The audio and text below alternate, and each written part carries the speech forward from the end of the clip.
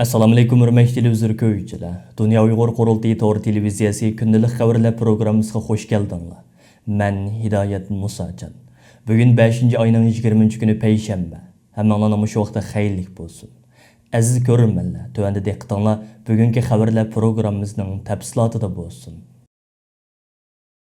Dunya Uyghur Qurultiyi, Birleşken Devletler Teşkilatı Kişilik Hukuk Ali Mutaxassislar İşxanası, Uyghur Kişilik Hukuk Quruluşu, Uyghur Hareketi Teşkilatı, Amerika Uyghur Birleşmesi, Amerikadagi Yahudi, Tibet ve Hong Kong teşkilatlarını öz içine alan 42 teşkilat ve organ 19 may günü birleşme bayanat e'lon qilib, Amerika Davlat Majlisidagi ikki partiyaning darhol harakat qo'llanib, Xitoyning Uyg'urlarga yurgizib kelayotgan jinoyatini birdek holda irqiy qirg'inchilik deb e'tirof qilib, maxsus qaror qabul qilishini talab qildi.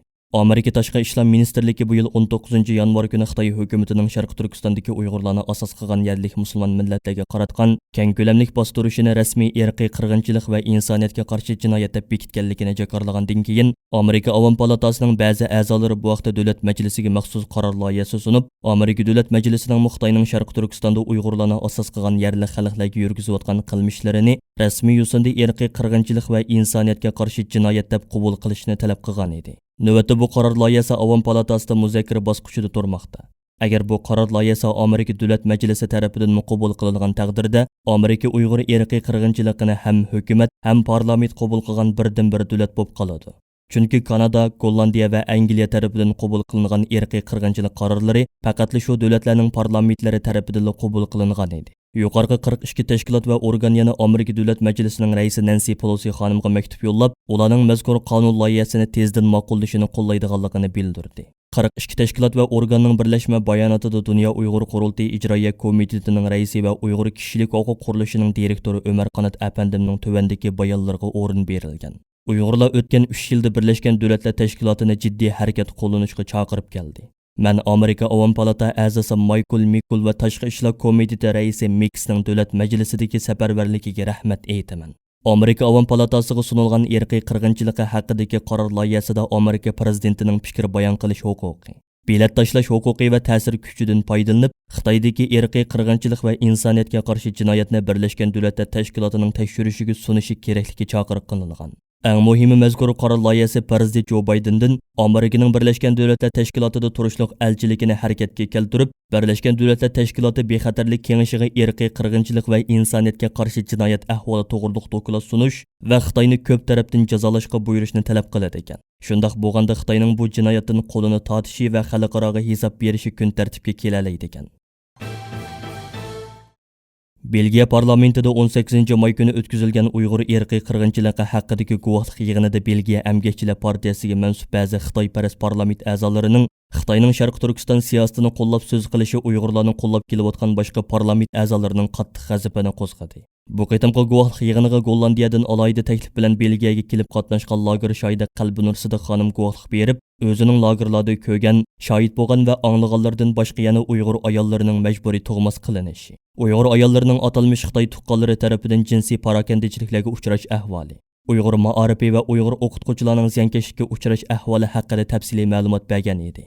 Belgiya Emgakchilar partiyasiga mansub ba'zi Xitoyparast parlament a'zolari guvohlik yig'inida qilgan so'zlarida qilcha ornimiz qilmasdan Xitoyning Uyg'urlar ustidan yurgizayotgan irqiy qirg'inchilik siyosatini oqlab, bir qism Uyg'urlarning radikal oshqon ekanligini va ularning jihodga qatnashganligini, Xitoyning bo'si terrorizmning ziyonkashligiga uchragan davlat ekanligini bayon qilishi parlamentda intayin keskin talash-tortishlarning maydonga kelishiga sabab bo'ldi.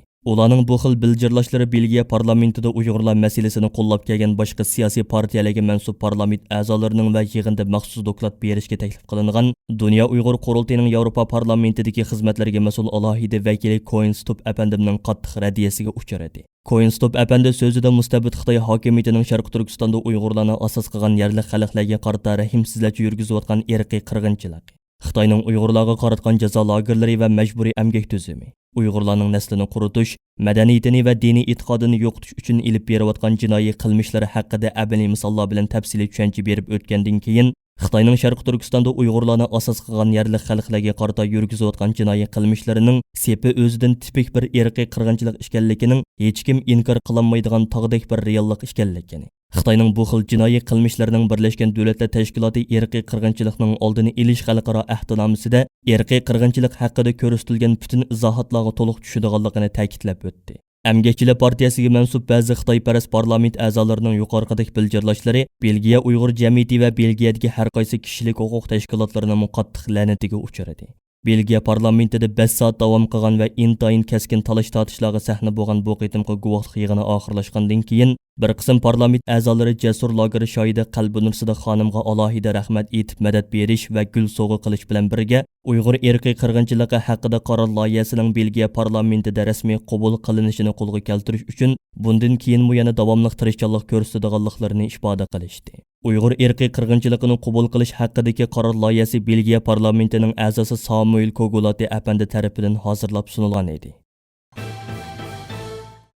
Angliya parlamentida Uyg'urlar masalasini qo'llayotgan har qaysi siyosiy partiyalarga mansub parlament a'zolari tomonidan qurib chiqilgan Uyg'urlar masalasi bo'yicha hamkorlik guruhi 19 may kuni Uyg'urlarga qilinayotgan zulmga inkos qaytarish degan temada maxsus to'r muhokama yig'ini o'tkazib, Xitoy hukumatining Uyg'urlarga qaratgan irqiy qirg'inchiligini to'xtatish uchun qilishga tegishli ishlar bo'libmi uni Birlashgan Davlatlar Tashkilotining irqiy qirg'inchilikqa qarshi turish ahdnomasiga asoslanib turib to'xtatishning yo'llari haqida suhbat o'tkazildi. Angliya parlament a'zolaridan Alistair Carmichael va Nusrat G'ani xonim yig'in beshida qilgan kirish so'zlarida Angliya parlamentining Xitoyning Uyg'urlarga qaratgan zulmini irqiy qirg'inchilik deb to'nigandan keyingi qadam sifatida endi bu zulmni to'xtatish va uni jazolashning unumli yo'llarini tepib chiqish uchun parlamentdagi harakatlarni davomlashtiradiganligini bildirishdi.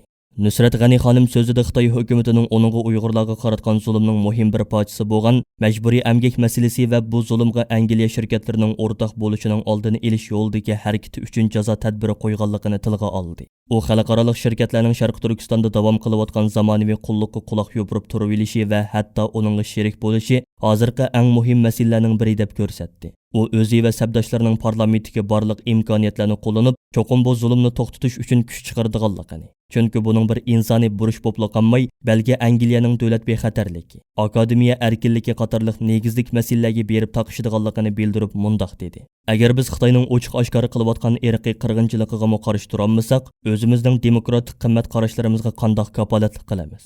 Orqadan mazkur yig'inga alohida taklif bilan qatnashgan Amerika Xalqaro diniy erkinlik komitetining komissari Nuri Turgal apandi so'z qilib, Xitoy hukumatining Uyg'urlar ustidan yurgizayotgan bu irqiy qirg'inchilikni to'xtatish uchun demokratik davlatlar qilishga tegishli bir qancha muhim nuqtalarni ko'rsatib, birinchidan demokratik davlatlarning cho'qim Xitoy qilayotgan irqiy qirg'inchilikni har bir fursatda ayblashni davomlashtirish kerakligini, Xitoydek nom obro'y, iqtisodiy va texnika manfaatidan iborat ikki narsaga zo'r ahamiyat beradigan bir davlat uchun xalqaro ayblashning zo'r roli bo'ladiganligini aytdi. U Amerika hukumatining Xitoy ishlab chiqarish, qurilish buyurtmasi va bir qism Xitoy amaldorlariga qo'ygan jazo tadbirlarining yetarli emasligini ta'kidlab, bunday jazo tadbirlarini asosi qatlamlargacha va yerlik hukumatlargacha kengaytgandila, ondan Xitoyga yanada ochiq signal belgilab bo'ladiganligini bildirdi.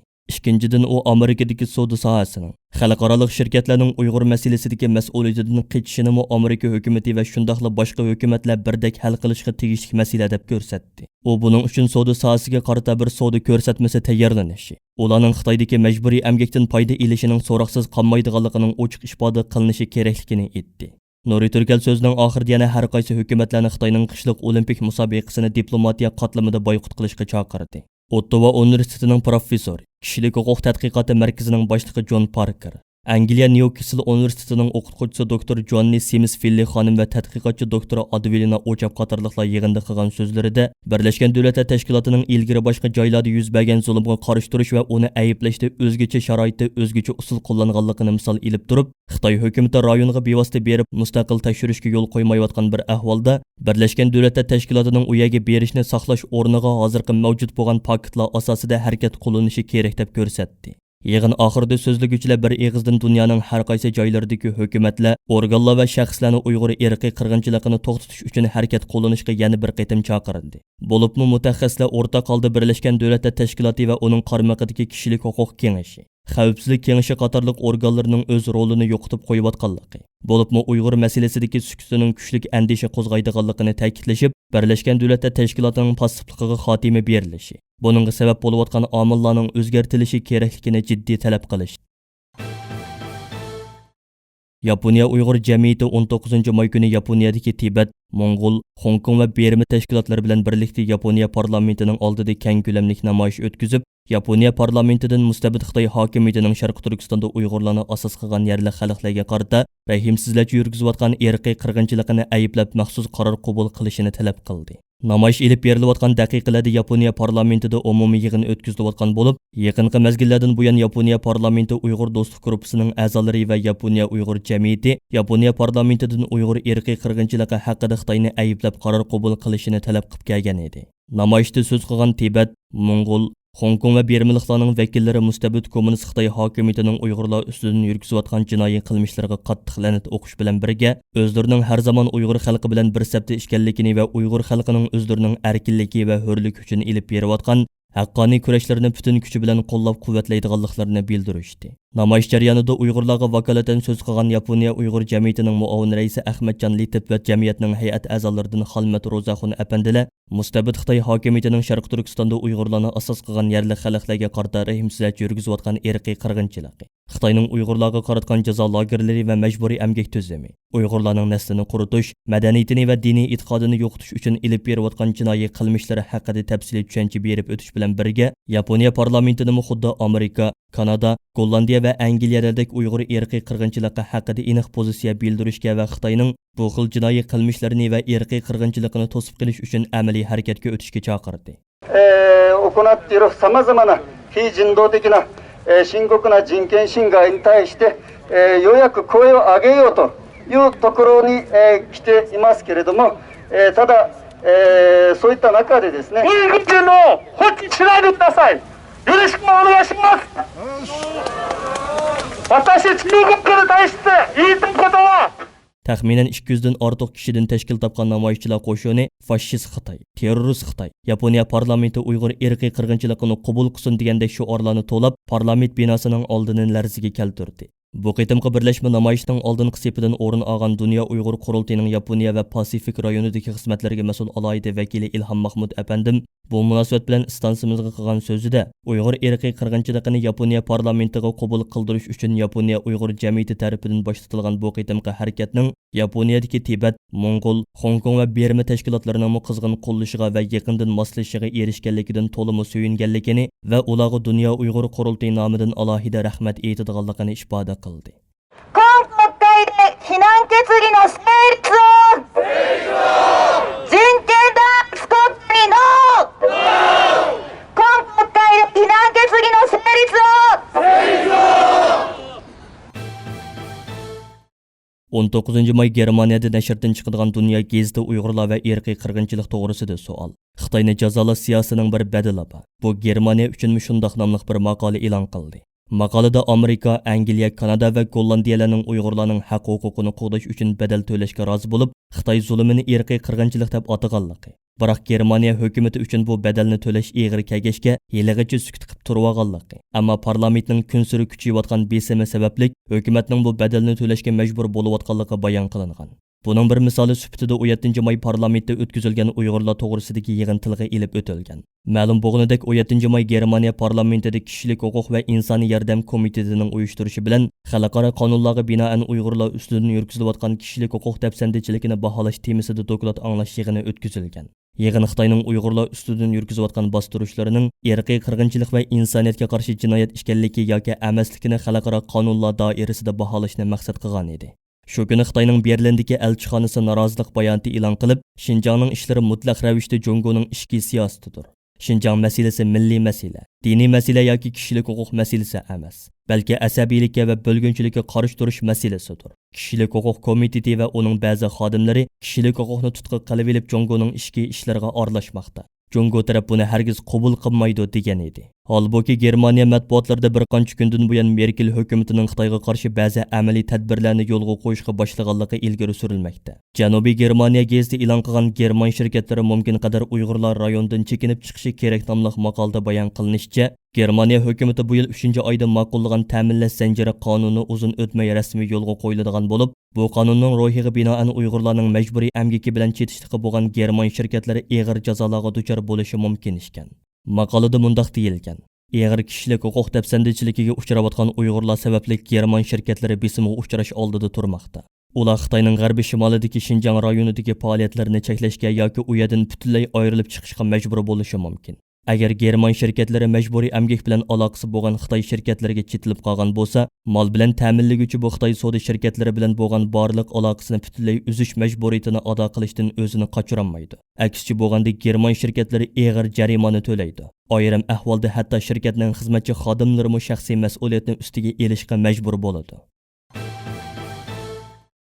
Xitoy taratqulardan ma'lum bo'lishicha, Xitoy hukumati Junxo madaniyatini har joyda umumlashtirish plani bo'yicha atalmish Uyg'ur avtonom rayonidagi ba'zi nahiyalarda qo'yiq Xitoy madaniyati tusini olgan Junxo madaniyat bazasi qurilishini boshlagan.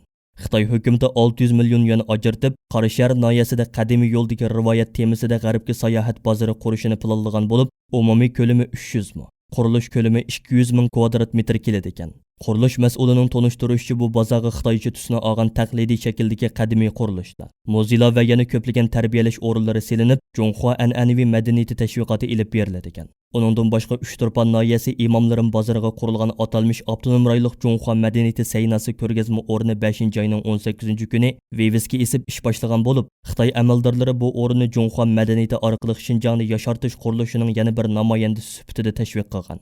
Bu ko'rgazma o'rnida Xitoy madaniyatiga oid xattatlik, rasm ko'rgazmasi, muzika, teatr, choychilik, qo'l hunar buyumlari qatorliq ko'plagan Junxo madaniyat faoliyatlari o'tkaziladi ekan. Kuzatuvchilarning qarashicha, Xitoy doiralari 20 yil mobaynida Uyg'urlar madaniyatini suzlashtirishdan uni yo'q qilishga o'tgan bo'lib, qadimiy ko'chalar, binolar, masjidlarni chiqib vayron qilgan. Olimlar, san'atkorlar, hunarvanlar umuman Uyg'ur madaniyatini jonlantirib kelayotgan sarxillarni nobud qilgan. Xitoy hukumati bu bo'shliqni atalmish Junxo madaniyati orqali to'ldirishga va bu orqali Xitoy engini majburiy singdirishga urinmoqda ekan. Xitoyning bu madaniyat hujumi davomlashgan muddatcha Uyg'ur madaniyatining xaroblashish va untilish xavfi kuchaydi ekan. Shunga dunyo jamoatchiligi Uyg'ur madaniyatini qutqizish ishiga hargiz sal qaramaslikka kerak ekan. Hurmatli televizor ko'ruvchilar, yuqorida Dunya Uyg'ur Qurultiyi to'g'ri televiziyasi kündəlik xəvərlər pirugrammısini diqqətinizə sunduq. Keyin qaytımlıq proqramımızda görüşəylik. Görüşkice aman boğaysılar. Xeyri xoş.